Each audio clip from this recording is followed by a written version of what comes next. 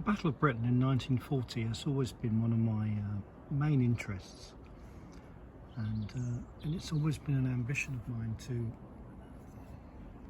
build all the aircraft that were used in the conflict in 1940.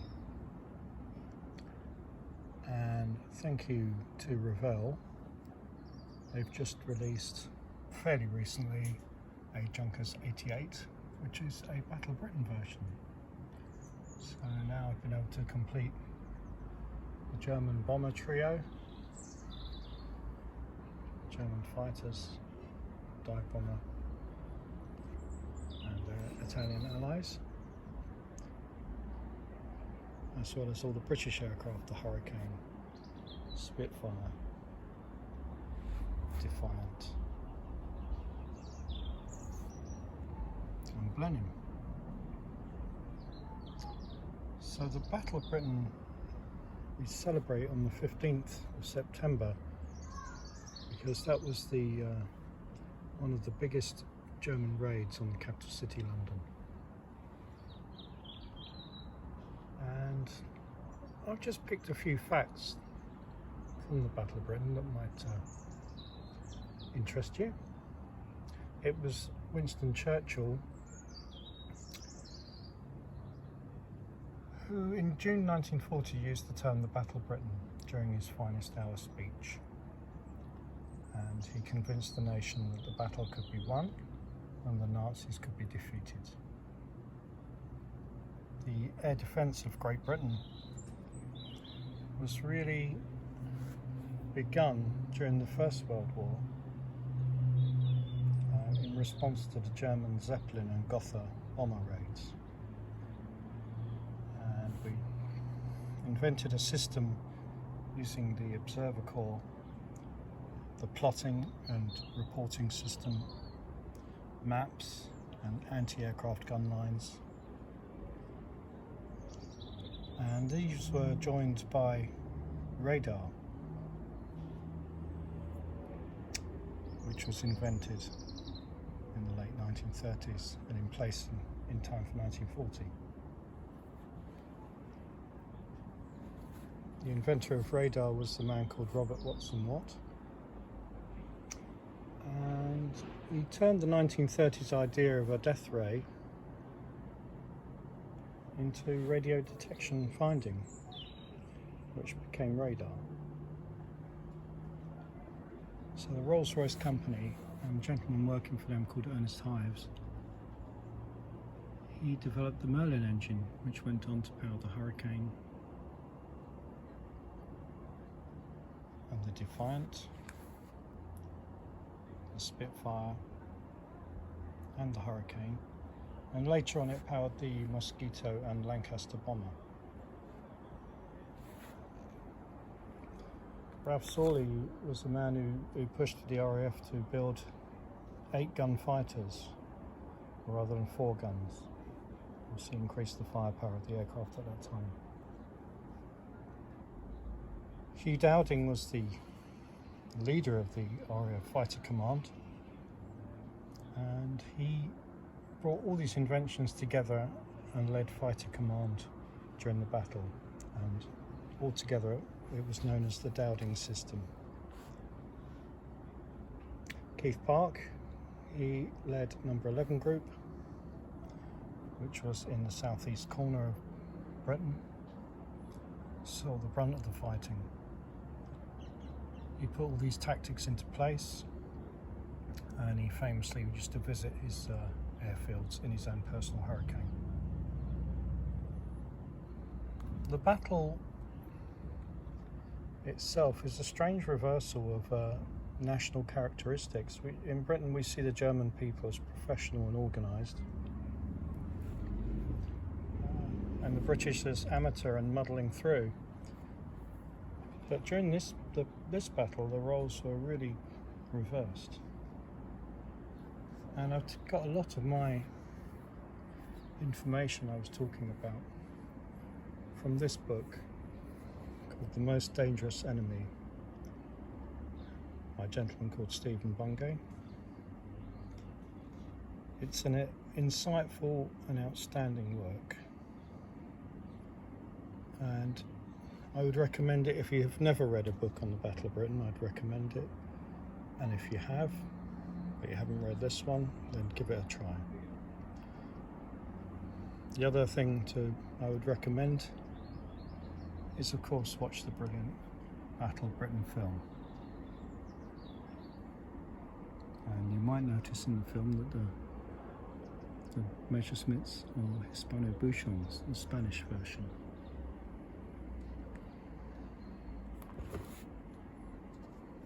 So all the aircraft are in 72nd scale.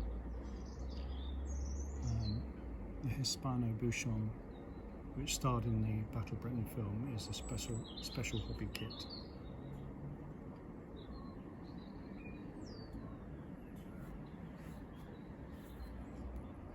The only one I haven't built yet is the Fiat BR20, which the Italians used in a few raids towards the end of the battle.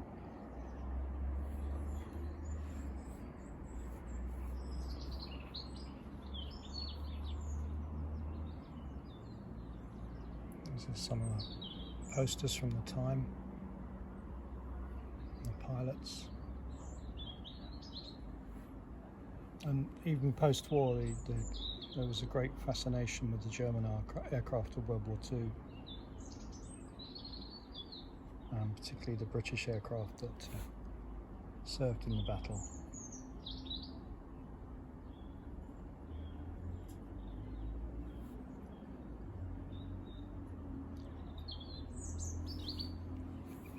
Little Fiat CR42. 72nd scale. Like I said, the Italians did raid Britain a couple of times, and this particular aircraft was forced down in one of those raids, and it's now on display at the RAF Museum at Hendon. This is the Revell kit. It still builds up really nice. It's well worth building if you can get hold of one.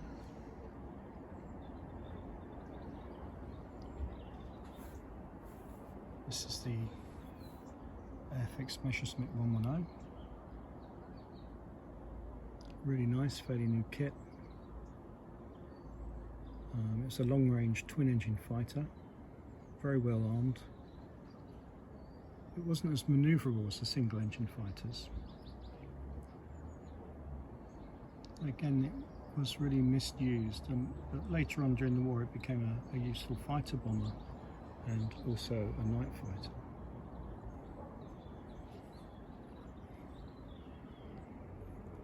The Junkers Tu-87, the Stuka. This is an Airfix version, an older one. This was the Luftwaffe's flying artillery, supporting the ground forces during the Blitzkrieg. Unfortunately, during the battle they've proved vulnerable against fast single-engine fighters like the Spitfire and Hurricane, and was eventually withdrawn from the battle.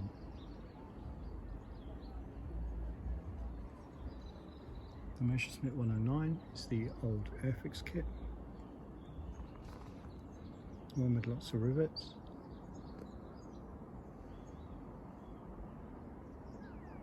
This was a well-armed aircraft, but both the Hurricane and the Spitfire could turn inside the Messerschmitt.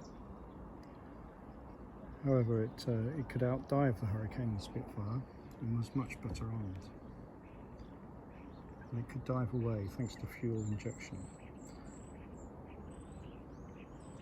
It was limited during the battle because it could only fly over London, say, for 10 minutes because of the short range aircraft.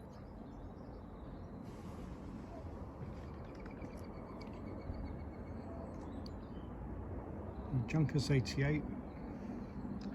This is the newest model. It's from Revell. It's an A1 version, which is correct for the Battle of Britain. And it was also one of the Luftwaffe's newest aircraft. And it was a real multi-role aircraft. It could be used as a dive bomber, a torpedo bomber, a night fighter, heavy fighter. In the battle it was found to be lightly armoured, under obviously ran into problems when it met Spitfires and Hurricanes. The Dornier 17 was one of the older Luftwaffe bomber designs. It was probably the most successful during the battle. It was reliable and manoeuvrable for its size, and it carried out low-level airfield attacks.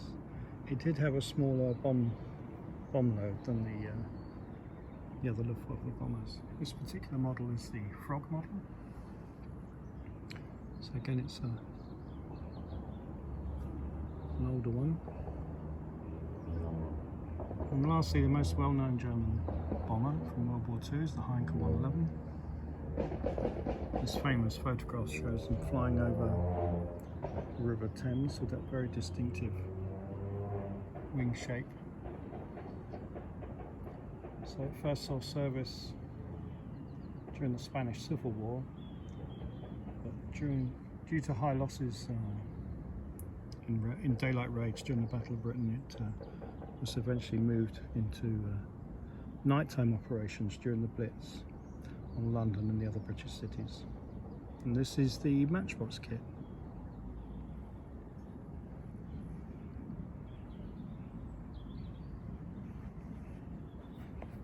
So that was the attacking side, the Germans, and now the British. This is an Airfix Hurricane. And the Hurricane was rugged, maneuverable, and it caused more losses to the enemy than any other weapon combined.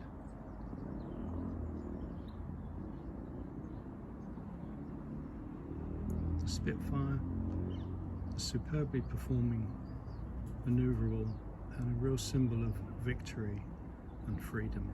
And this is an older Airfix kit. This is a Bolton Paul Defiant. It's by a company called Special Hobby. And again, it's one of those aircraft. It was armed with 4 machine guns in a turret, and it really was a bomber destroyer. It was misused during the battle against other fighters, but for going up against bombers, it would have been far more successful. It later went on to be used as a night fighter, where it was much safer for the crews. And also here we have the classic Blenheim Airfix kit. I wanted to mention Bomber Command because during the battle, Bomber Command was bombing the enemy invasion barges and also the Luftwaffe airfields in France. And also the Blenheim itself was also used as a night fighter, but the Blenheim could take up airborne radar, which is in early days, and was used to shoot down bombers at night. It was a big secret at the time. The general public were told that the pilots had eaten lots of carrots, and it helped you see in the dark, and this poster alludes to that.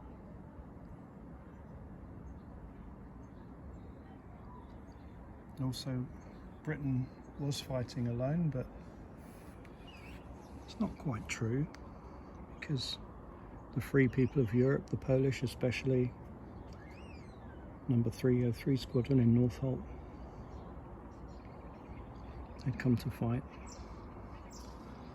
People from the Commonwealth and the Free People of Europe wanted to help Britain survive and defeat the Nazis.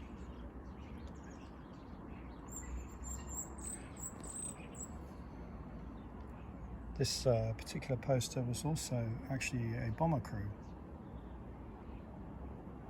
and also women played a huge part and took on the roles of men in fire and ambulance service, factory work, and also delivering aircraft.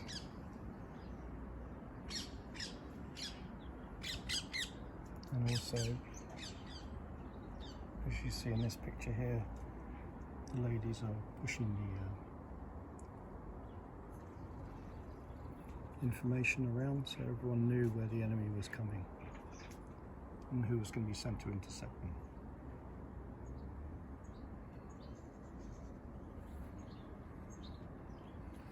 So I hope you've enjoyed seeing my Battle of Britain collection in 70-second scale. I hope it inspires you to build some models from the period. It's something that's always interested me, and it's nice to be able to complete all the aircraft from the battle now. And there are newer versions of the Dornier and Heinkel and the Messerschmitt and the Stuka. But it's really nice to have a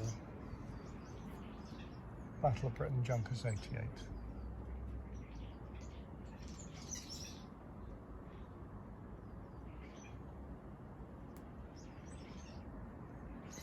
And again, there are newer versions of the Blenheim. Airfix have brought out a really lovely new Defiant kit. And there are improved Spitfire and Hurricane kits now.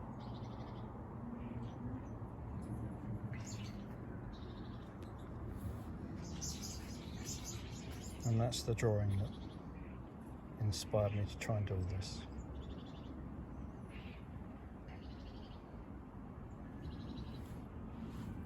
Thank you ever so much for watching. I hope you've enjoyed the tour of my Battle of Britain aircraft collection. I really do appreciate it if you subscribe.